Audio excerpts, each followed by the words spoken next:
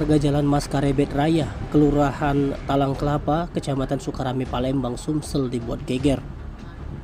Ini menyusul setelah pihak kepolisian memasang garis polisi di toko baju distro anti mahal, tepatnya di sebelah kantor Pegadaian Maskarebet. Tidak hanya pemasangan garis polisi, di TKP juga petugas menerjunkan tim Laboratorium Forensik Polda Sumsel dan Inapis Ditreskrimum Polda Sumsel.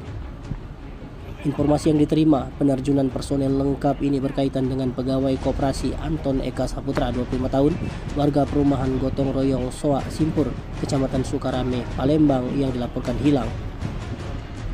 Pantauan di TKP, toko baju distro anti mahal yang digaris polisi itu dalam kondisi pintu rolling door yang tergembok.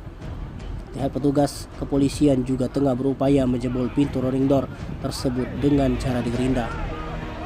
Lihat di TKP juga tim opsional unit 4 Subdit Jatantras Polda Sumsel juga diterjunkan, dipimpin langsung oleh Direktur Ditreskrimum Polda Sumsel Kombes Pol Anwar Rekso Wijojo dan Kasubdit Jatantras Polda Sumsel AKBP Yunar Hotma Parulian Sirait.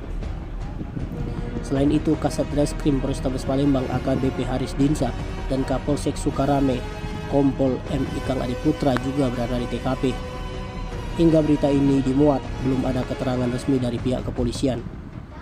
Giat polisi di toko baju distro anti mahal itu juga menjadi tontonan warga sekitar yang penasaran dengan apa yang dilakukan pihak kepolisian di TKP.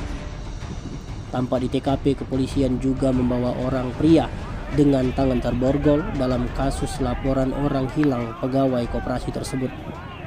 Salah satu rekan kerja korban sesama pegawai koperasi, Yudi, mengatakan antara korban dan terduga pelaku disebut saling mengenal. Tim Liputan Sumsel Update TV melaporkan.